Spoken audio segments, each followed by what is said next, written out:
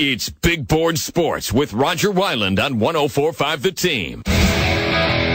Jayson Stock, ESPN Baseball, joins us here on Big Board Sports and home of the Yankees on 104.5 The Team ESPN Radio. Jason, Roger Wyland, and Chris Honorado, good morning. What's happening, guys? How you doing? I'm doing great. You? Good. We're doing well. I guess we're wondering just exactly how Jordan Montgomery would handle his first start at Yankee Stadium, and I would say all in all, that's a pretty good performance. Yeah, that'll work. It's really amazing to watch this guy, watch the success he's had, really pretty much coming out of nowhere. I don't really ever remember hearing his name a whole lot before this spring, and he was one of the talks of their camp. There's just something about him, you know. It's not just that he's left-handed. He's got that invisible. You know, if you ever watch like Jay Happ, and you wonder how big league hitters swing through what doesn't seem to be a spectacular fastball, that's what this guy is. The hitters just don't seem to pick up the ball. No, I thought his poise and composure, Jason, yesterday is what struck me. I mean, I gave up a home run in the first inning, but there were some innings where he was in trouble and he was able to work out. And for a young kid, I thought that impressed me the most. Yeah, and it was a tight game. It was in Yankee Stadium. There were a lot of eyeballs on him. I agree. And this is really what he did all spring. It's incredible how many eyes he's opened. What are your early thoughts on this Yankees team, since we are the home of New York Yankee baseball and a lot of Yankee fans here in the capital region? What are your expectations this season for this Yankee team? Well, I think the needle's pointing up. I don't think they're built to win this year. They could certainly contend this year. They could maybe sneak into a wild card this year, but the future's so bright. That really is what matters to me, is how all of this flows into what they're going to be, more than what they are. Gary Sanchez gets off to the horrible start and goes down. Greg Bird gets hurt early, off to a horrible start, and I thought he was going to win the home run title. He was the best young player I saw all spring. Didi Gregorius hadn't played a second yet. There's a lot of stuff that has gone wrong that should have derailed this team, and yet there's so many things to like. Should we start with Aaron Judge? Our pal Dallas Braden came up with a great nickname for him the other day, the Gavel. I hope that one sticks. That's a good one. And a lot of what he does, the way he just stands there and the imposing figure he is, Jason, kind of reminds me a little bit of Giancarlo Stanton. If he starts hitting them out the way Stanton does, I know Yankees fans will be happy. But we have a bunch of Mets fans here too as well, Jason, obviously. And the early returns on that rotation, I guess, to no one's surprise, as long as they're healthy, they're going to be awfully good. But seeing Zach Wheeler pitch well last night, I would imagine it has buoyed Mets fans' optimism for this year and potentially having 4 top-of-the-line rotation guys. Well, that's the formula. I saw the Mets last night in Philly, and I wouldn't say Zach Wheeler was great. Mm-hmm. He's not in a class yet with Syndergaard, DeGrom, Harvey. But I don't know that anybody should expect him to be. When I was in their camp this spring, there was a lot of debate about whether it was even in his best interest to make the big league team. And, he did, because somebody's got to pitch. Somebody's got to start every night. But the problem is, how many innings can he throw?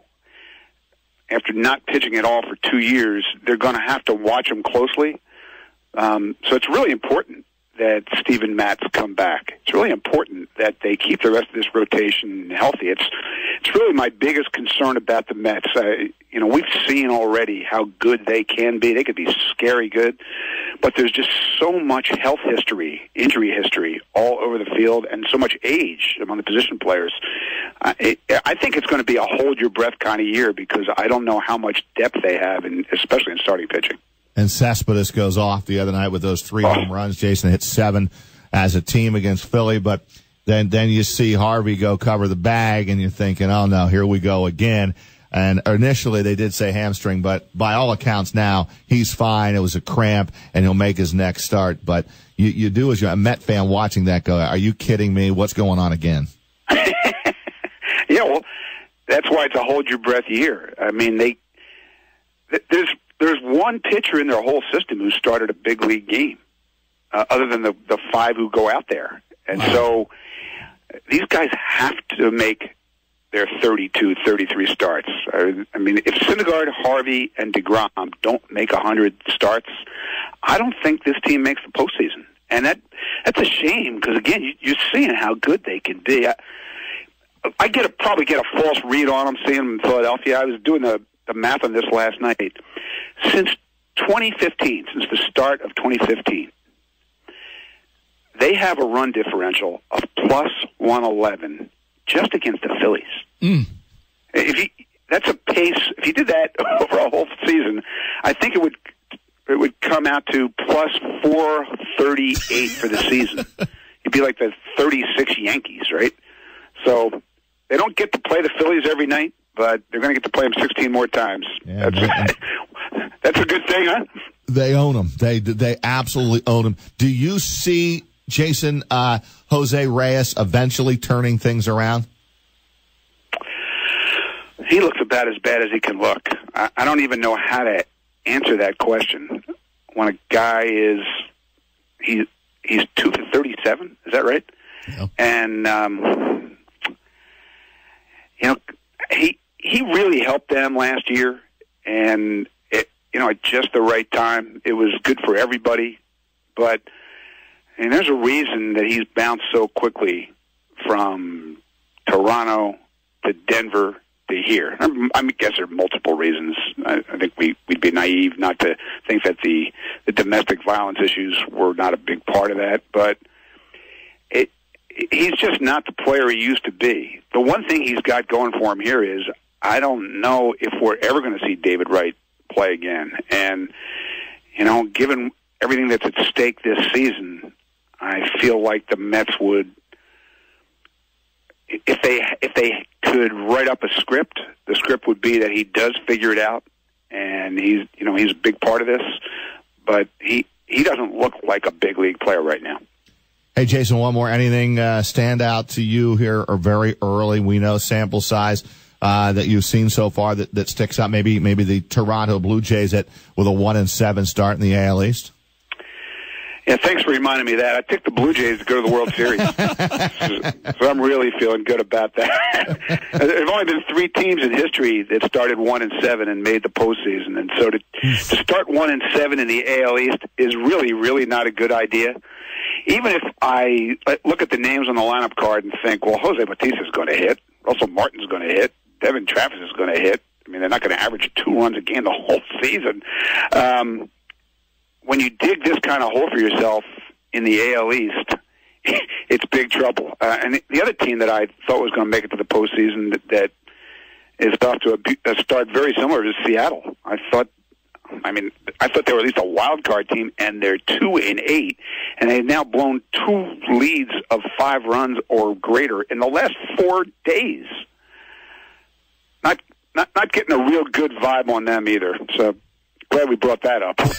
Hey, Jayson, I want to ask you about a recent piece you wrote for ESPN.com about the lack of a face or a superstar of Major League. I shouldn't say superstar because I know there are plenty of them, but a face of Major League Baseball, and how much you think that might be hurting the game. Well, it's interesting. Let me just recap what inspired this piece.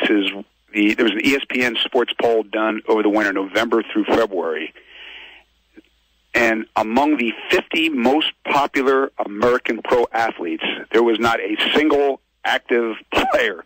Derek Jeter made the list. Babe Ruth made the list. Pete Rose made the list.